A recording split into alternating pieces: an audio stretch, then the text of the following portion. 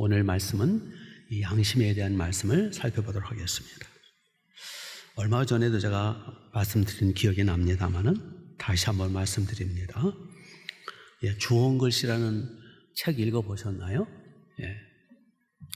그 미국 호돈이라는 사람이 쓴 작품인데 이 양심 문제에 대해서 터치한 내용이에요.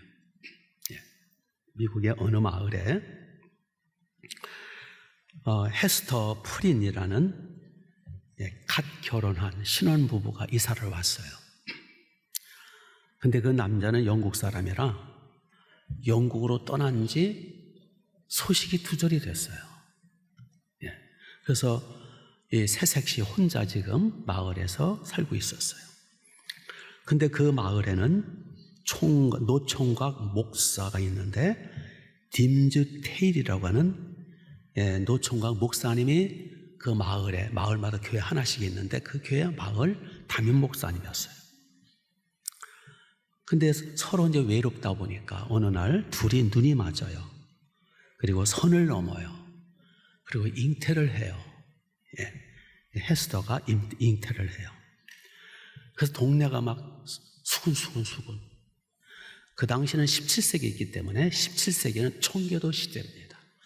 이 청교도라고 하는 것은 아주 보수주의로 마을 전체가 그 당시는 기독교 국가니까 다 예수님 믿는 그 당시 간음하게 되면 남녀를 다 돌로 쳐 죽여야 됐어요.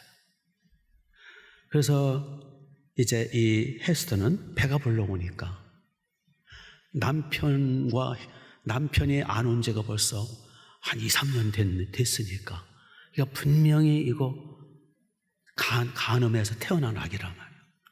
그 동네 사람들이 막 몰려들어가지고 어떻게 된 거냐 막 따지고 결국 헤스터는 끝내 상대방 남자를 얘기를 하지를 않아요. 그래서 재판이 열려서 이제 죽이려고 했는데 돌에 맞아 죽어야 되는데 태숙에 아기가 있으니까 아기 때문에 죽일 수는 없고 그래서 참작을 해서 주홍글씨로 A자를 써서 가슴에 달고 다녀야 했어요. 그 A자가 뭐냐면은 어덜터리 간음이라는 영어 단어 첫 단어예요. A자. 그래서 주홍글씨 A자를 평생 달고 다녀야 됐어요.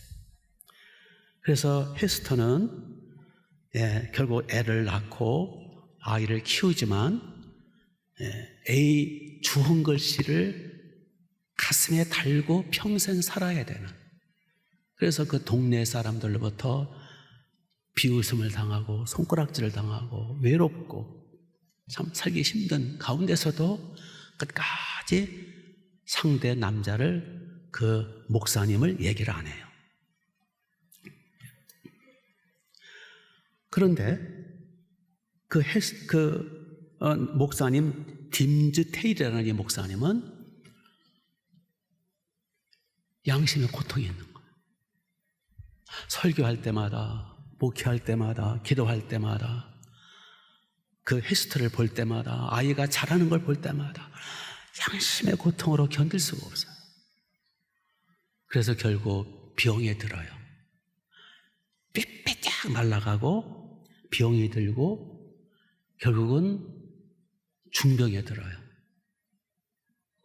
그는 결국 죽어가면서 그 교회 앞마당 그 광장에 그 헤스터를 정조했던 그 광장에 그는 마지막 거기에 가서 내가 바로 저 헤스터와 간음한 자라. 동네가 발칵 뒤집히죠? 내가 바로 그 자라. 그러면서 며칠 후에 죽어가는데 나는 죽어가면서 이렇게 외쳤다고 그래요. 나는 이제 비로소 양심의 자유를 얻었노라. 그동안 양심의 고통 때문에 죽지 못해 사는 인생이었죠. 최고의 고통, 양심의 고통. 최고의 형벌, 양심의 가책. 그래도 이 목사님, 이 디임즈 테일 목사님은 그래도 양심이 살아있는. 이 양심이 뭔가? 이 양심은 하나님이 인간을 지으실 때 하나님의 형상 따라 지으셨다고 그랬잖아요. 그 하나님의 형상이 이 양심이에요. 양심은 헬라어로 슈제니데시스.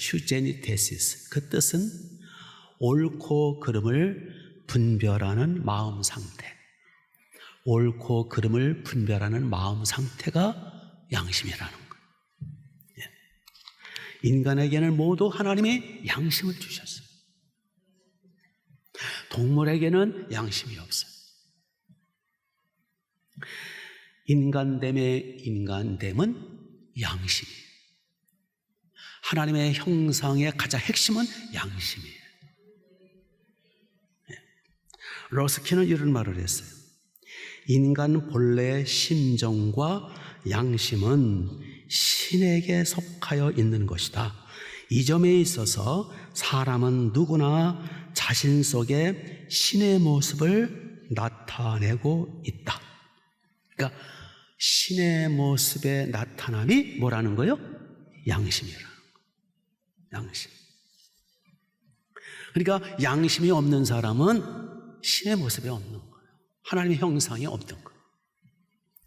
루소는 에밀이라는 작품에서 이런 말을 했다고 그래요. 양심이여, 양심이여, 신성한 본능이여, 영원한 하늘의 소리여, 무지한 인간에게 총명하고 믿음직한 안내자여, 인간을 하나님답게 선과 악에 대하여 정확한 심판자여. 그러니까 양심, 이 양심은 하늘의 소리, 하나님의 소리, 하나님답게 하는, 인간을 인간답게 하는 가장 중요한 요소가 양심이라. 임마누엘 칸트가 이런 말을 했어요. 생각할수록 감탄과 경건한 마음을 일으키게 하는 것 두 가지가 있다. 첫째는 밤하늘에 반짝이는 뭇별들이고, 두 번째로는 나의 가슴 속에 있는 양심이다. 이 양심은 인간의 마음 속에 숨어 있는 죄책을 추궁하는 인간 내면의 법정이다. 그러니까 이 칸트의 얘기의 핵심은 뭐냐면은, 밤하늘에 반짝이는 별들도 신비하고 경이롭지만 인간 내면에 있는 이 양심이야말로 신비롭고 경이롭고, 이게 말로 하나님의 음성이라는 거예요. 이게 양심이 옳고 그름을 판단하는 법정이에요. 법정. 그러므로 우리 삶 속에서 가장 중요한 것은 양심이에요. 우리는 양심을 저버리지 말아야 돼요. 그런데 불행하게도 인간은 타락했어요. 아담과 하와가 선악과를 따먹은 이후로 인간은 타락함으로, 하나님을 떠남으로 양심도 타락을 했어요. 양심도 더러워졌어요.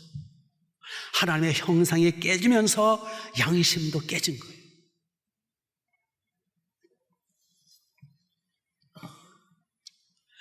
그럼에도 불구하고 여전히 하나님의 형상과 양심은 기본적으로 있다고 그랬어요. 비록 더러워지고 깨진 양심이지만 모든 인간의 인간됨의 기준은 양심이라는 거예요. 아직도. 그래서 여전히 양심은 인간의 인간됨을 버텨주는, 지탱해주는 버팀목이라는 거예요. 따라서 해보세요. 양심은 인간됨을 지탱해주는 버팀목이다. 예. 또한 양심은 나침판과 같아요. 나침판. 배가 항해를 하려면 그 망망대해 어디가 동서남북인지 몰라요. 나침판을 가지고 항해를 하는 거예요.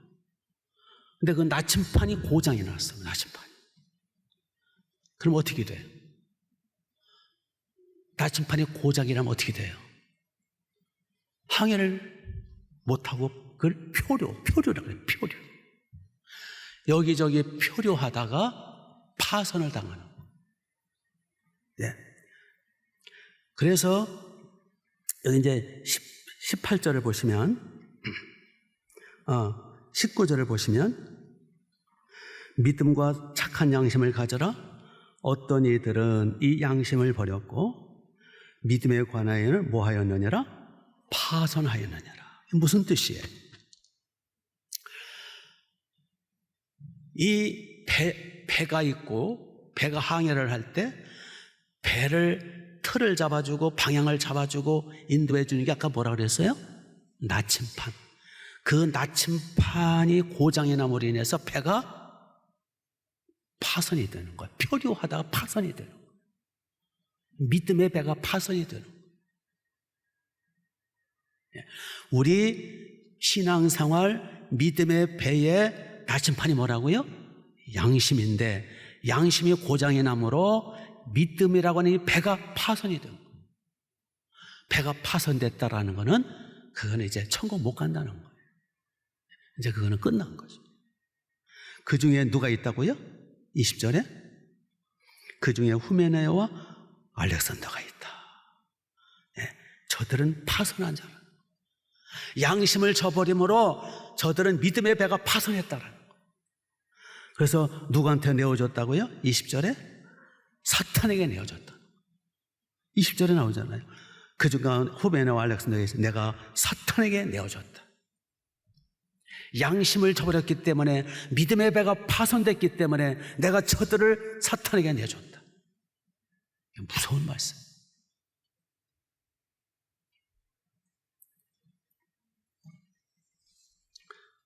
또한 양심은 비행기로 말하면 방향 계기판과 같은 거. 또 양심은 신호등과 같아요. 신호등. 우리 도로마다 신호등이 있잖아요. 3거리, 4거리, 5거리에 신호등이 많이 없다고 생각해 보세요. 신호등이 고장이 났어. 그러면은 차들끼리 부딪히고 사람과 차가 부딪히고 문제가 심각한 거죠. 지금 양심이 고장이 나서 문제가 있는 사람들이 많을수록 이 사회는 신호등이 없어지는 거예요. 혼란을 이루는 혼란. 사건, 사고. 양심은 마음의 등불과 같다 그랬어요. 등불. 이와 같이 이 양심은 인간이 인간됨에게 해주는 버팀목이요, 천국으로 인도하는 나침판이요, 방향 계기판이요, 사회를 질서를 잡아주는 신호등이요, 내 어두운 마음을 밝혀주는 등불이요. 이 양심이 고장이 나가지고 타락을 하고 더러워지고 비양심적인 사람이 된다면 그는 사탄에게 내어줄 수밖에 없는 불행한 지경까지 갈 수 있다라는. 아멘? 네. 그래서 오늘 말씀의 제목이 양심을 지키라는 거예요. 후메네와 알렉산더처럼 양심을 저버리고 양심이 타락을 해서 사탄에게 내어준 이런 비극 불상사가 우리 가운데는 없어야 되는 거예요. 오늘날 수단 방법은 안 가리고 약물 복용을 비롯해서 수단 방법 안 가리고 성공을 위하여, 출세를 위하여, 돈 몇 푼 때문에, 세상 출세 성공 때문에 양심을 저버린, 양심에 화인 맞은 사람이 얼마나 많은지 모르겠다라는 거예요.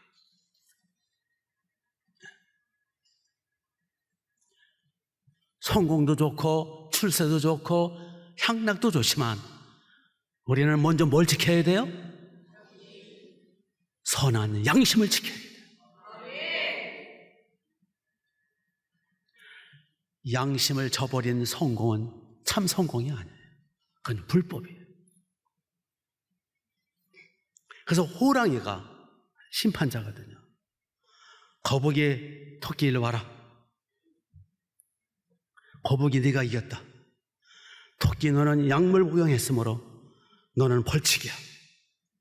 벌칙으로 내가 너를 잡아먹겠다.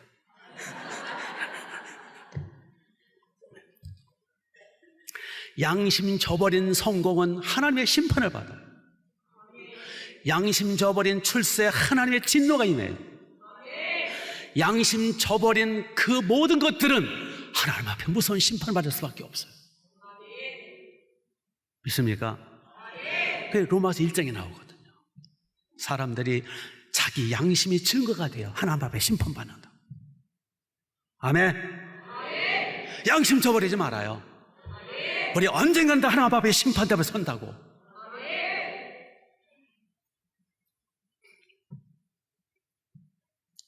서울서 올라온 순진한 청년이 먼저 올라왔던 친구 찾아가서 만났어요. 둘이 이제 남산에 올라가서 저녁에 반짝이는 그 서울 시내를 내려다보면서 친구, 저 많은 저 서울 시민들 뭐 해서 먹고 사나? 신기하다. 그때 몇 년 먼저 올라왔던 그 친구가 이렇게 채이고 저렇게 채이고 막 시달려가지고 이런 말을 합니다. 내가 알지. 저 서울 사람들 서로 속이고 속고 양심 팔아먹고 살아.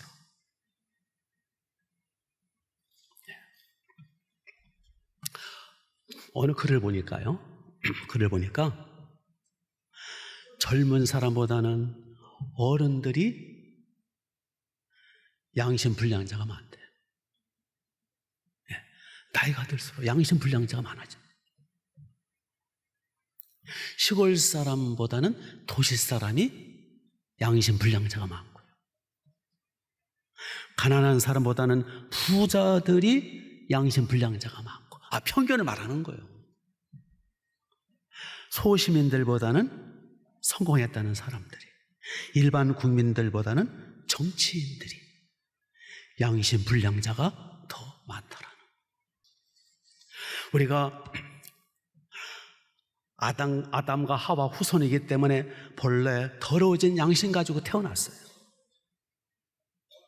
그렇지만 우리가 예수님을 믿음으로 예수님의 속죄 피로 속죄받아 성령의 임하심으로 하나님의 거룩한 신의 임하심으로 우리가 중생함으로 거듭남으로 하나님의 자녀가 됨으로 그 더러워졌던 죽었던 양심이 깨끗해지는 거예요.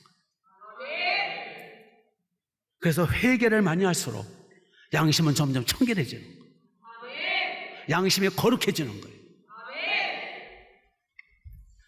그래서 교회가 그 시대의 마지막 보루예요. 보루. 이 교회마저 양심이 무너지고 교회마저 양심이 더러워지면 이제 그 사회는 끝나는 거예요.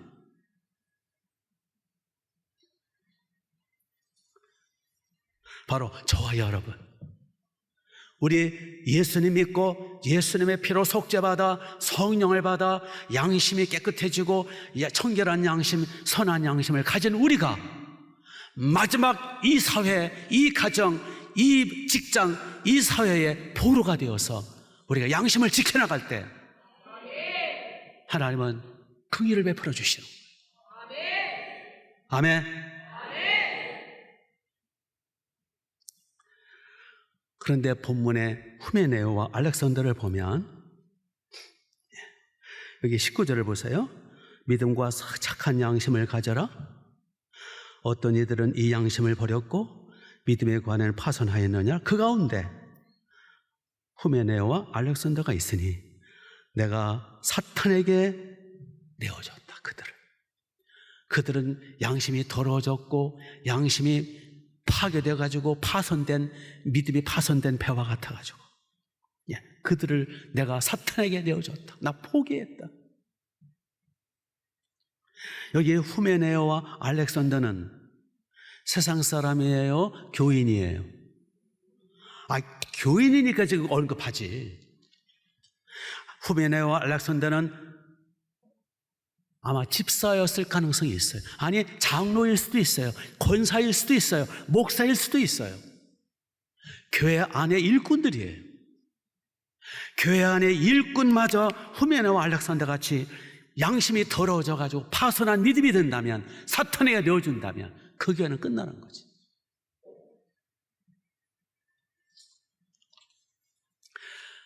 여기 후메네와 알렉산더 이 사람들이 또 한 번 나와요. 디모데 후서 4장 14절에 보면 나와요. 거기에 보면은 바울이 마지막 세상 뜨기 직전에, 순교당하기 직전에 마지막 유언서 디모데 후서 마지막 장 디모데 후서 4장 14절에서 이런 말을 해요. 알렉산더가 내게 많이 나에게 해를 끼쳤더라. 주께서 그 행한 대로 갚으시리니 너도 그를 주의하라. 그가 우리 말을 심히 대적하였느니라. 교회 안에 중직자로 직분 받고 앉아가지고는 사도 바울을 계속 방해놓고 심히 반대를 하고, 그러니까 바울이 마지막 세상 뜨기 직전에 그 아들 디모데에게 모든 걸 맡기면서 유언이 그거예요. 알렉산더 조심하라. 아니, 별 유언이 다 있어. 알렉산더 조심하라. 교회를 얼마나 해코지했으며, 사도 바울의 마음에 얼마나 많은 상처를 입혔으며, 세상 뜨기 직전에 그 말을 했을까?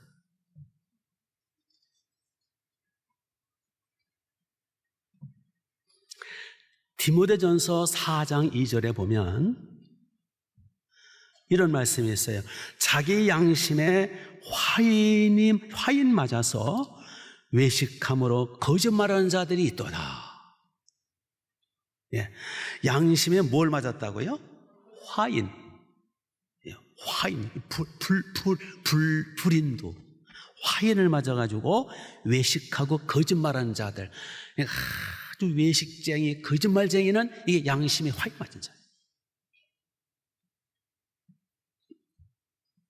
디도서 1장 14절, 18절, 15절. 디도서 1장 15절에 보면 양심이 더러워진 자라고 나와요. 양심이 더러워졌다. 하여튼 하나님이 주신 이 하나님의 형상의 아름다운 모습이니 양심. 우리 예수 믿고 예수님의 피로 속죄받아 성령을 받은 우리가 양심이 깨끗해졌는데, 이 깨끗해진 양심이 선해지고 더 선해진 양심이 더 청렴해지고 청결해지고 점점 더 성화되어 가지는 못할 망정 양심이 화인을 맞고 양심이 더러워지고 양심이 타락한다면 그는 그야말로 끝장이죠.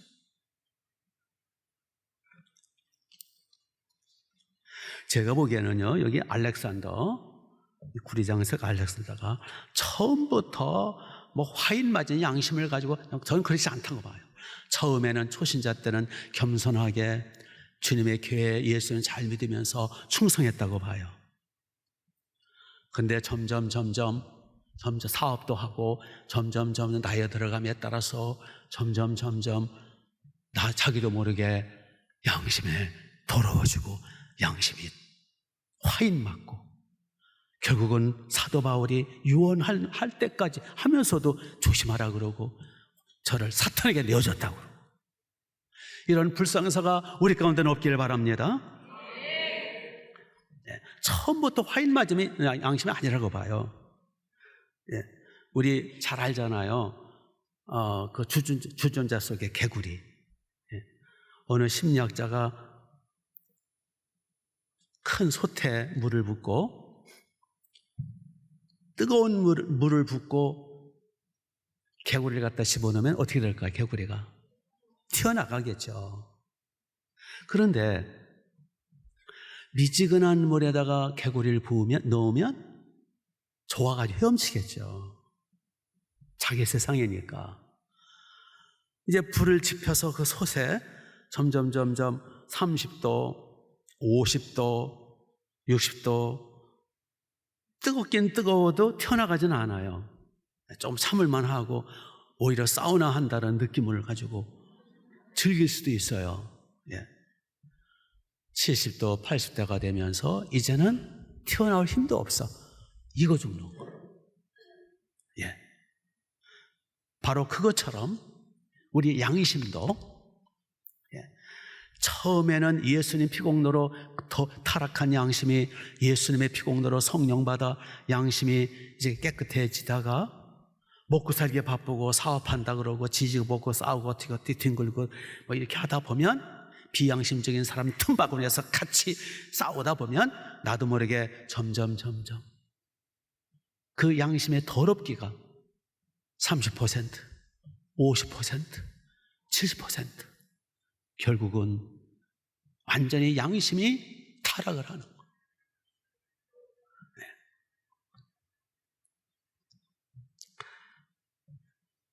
흔히 바늘도둑이 소도둑이라고 그러죠.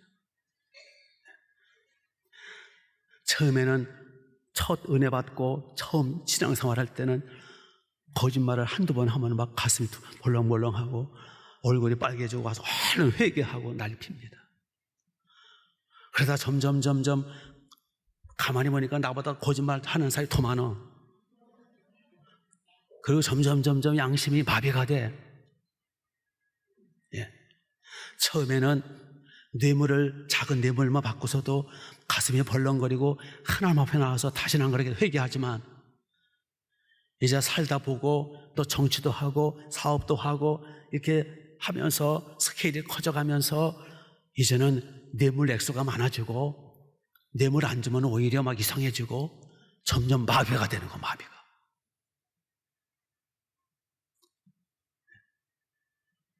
이 세상이라고 하는 이러한 솥단지에서 우리가 먹고 살기 바쁘고 또 힘들고 그러다 보면 죄를 안 질 수가 없고 또 적응을 하려고 하다 보면은 결국은 나도 모르게 점점 양심이 더러워지고 마비가 되고 굳어지고 화인 맞게 되더라는 거예요.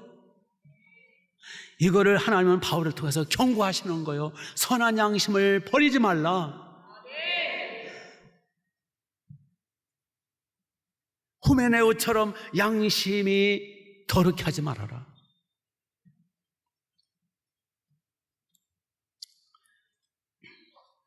왜냐하면 하나님은 반드시 심판이 있거든요. 하나님은 거룩하시고 의로우시고. 우리 양심 불량자 되지 맙시다. 히브리서 9장 14절에 이런 말씀이 있어요. 하물며 영원하신 성령으로 말미암아 흠없는 자기를 하나님께 드린 그리스도 예수의 피가 어찌 너희 양심을 죽은 행실에서 깨끗게 하고 살계신 하나님을 섬기게 하지 못하겠느냐. 이게 그리스도의 피가 너희 양심을 깨끗게 했다. 그리스도의 피로 너희가 양심이 깨끗해졌으니 그 깨끗한 양심을 가지고 하나님을 똑똑하게 섬겨라. 그 말씀이에요. 혹시 우리가 살다 보면 양심이 더러워지고 혹시 양심이 여러 가지 굳어질 경우 빨리 와가지고 그리스도 예수의 피로 양심을 깨끗게 하라. 한마디로 회개하라는 거죠. 그래서 청결한 양심을 유지하라. 사도행전 24장 16절에 보면 사도 바울이 이렇게 고백해요. 사도 바울이 나도 하나님과 사람에 대하여 항상 양심에 거리낌이 없기를 힘쓰노라. 하나님 앞에서나 사람 앞에서나 항상 양심에 거리낌이 없기를 힘쓰노라. 여러분, 신앙생활은요, 양심생활이에요. 물론 우리 신앙생활의 기준은 하나님의 말씀이죠. 그런데 이 하나님의 말씀을 항상 가지고 다닐 수도 없고, 우리가 머리들이 나빠가지고 항상 암송하고 다닐 수는 없잖아. 그래서 하나님의 말씀이 우리의 신앙생활의 표준이고 기준이지만은 그 말씀에 근거한 착한 양심, 선한 양심이 우리 신앙생활의 기준이 되어서 하나님 앞에 꺼릴 게 없는 양심, 사람 앞에 꺼릴 게 없는 양심, 양심대로 살면 된다는 거예요. 사도 바울은 내가 양심 힘쓰노라. 그래서 기도할 때도, 예배 드릴 때도, 가정생활, 직장생활, 사업, 누구 사람을 만나든지 뭘 하든지 항상 뭐가 기준이라고요? 양심.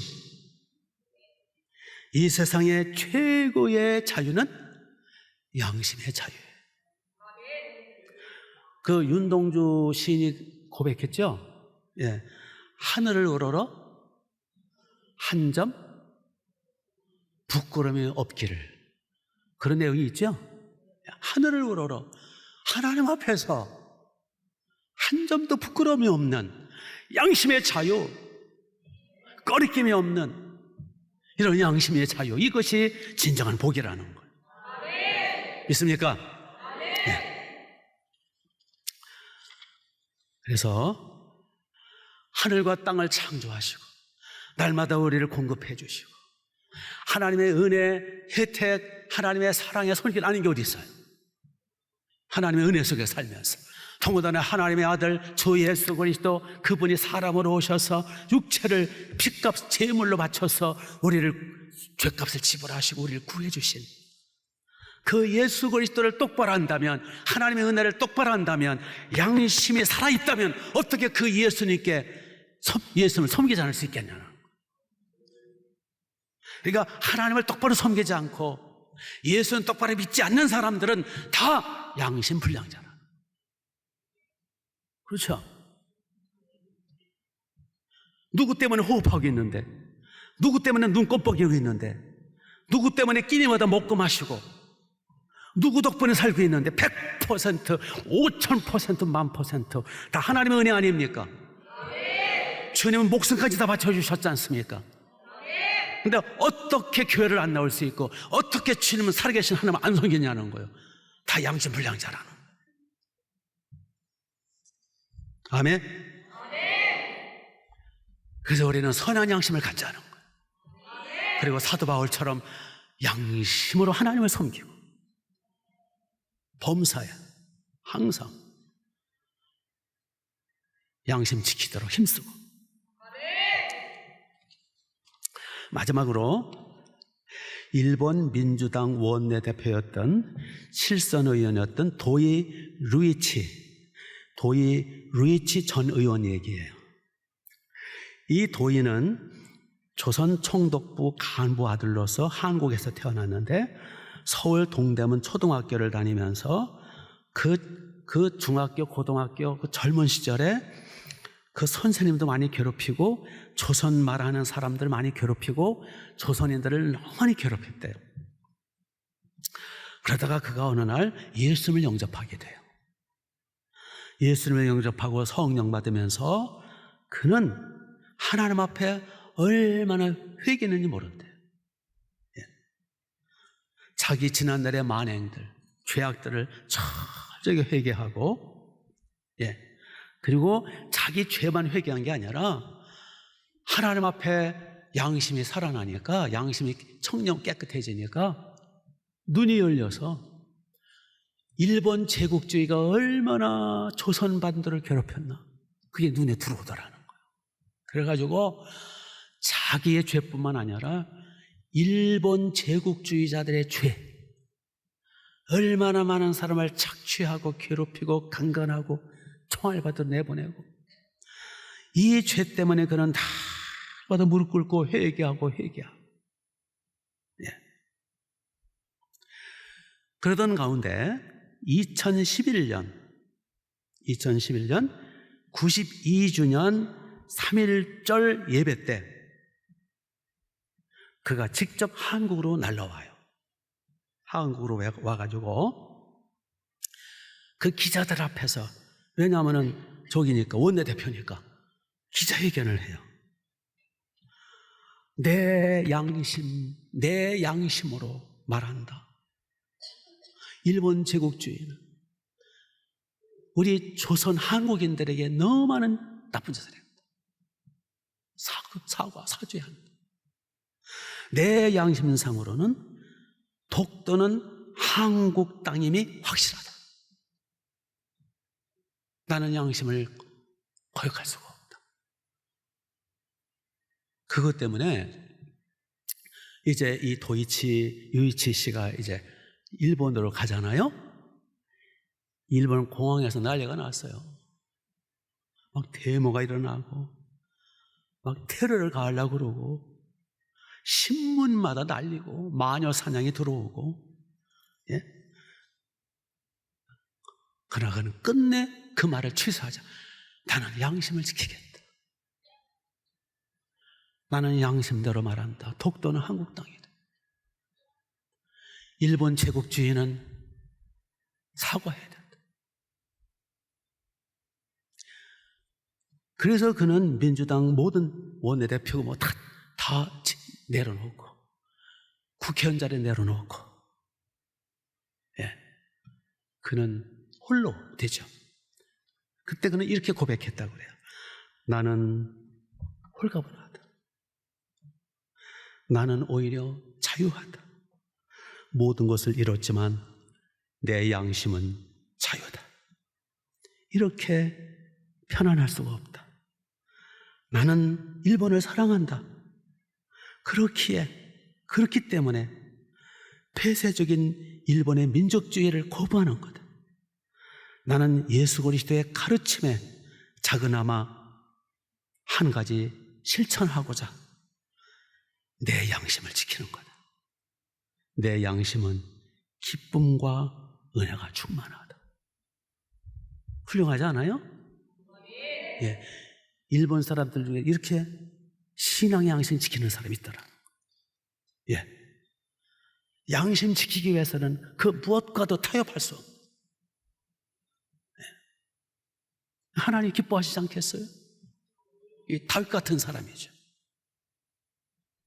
C.S. 루이스가 이런 말을 합니다. 천국을 지향하면 세상을 덤으로 얻을 것이요, 세상을 지향하면 언젠가는 둘 다 잃을 것이다. 네. 천국을 지향하면 세상은 덤으로 와요.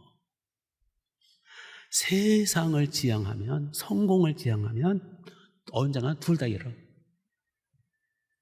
우리는 이 세상을 지향하다가 모두 잃지 말고, 돈 몇 푼 때문에, 그 알량한 성공 때문에, 그 향락 때문에 양심 저버리다가 다 잃지 말고, 우리는 아브라함처럼, 요셉처럼, 다윗처럼, 예? 천국을 지향하고 하나님을 지향하고 양심을 지키고, 아멘. 신앙 양심, 아멘. 그럴 때 하나님은 세상도 덤으로 주시더라. 아멘. 믿습니까?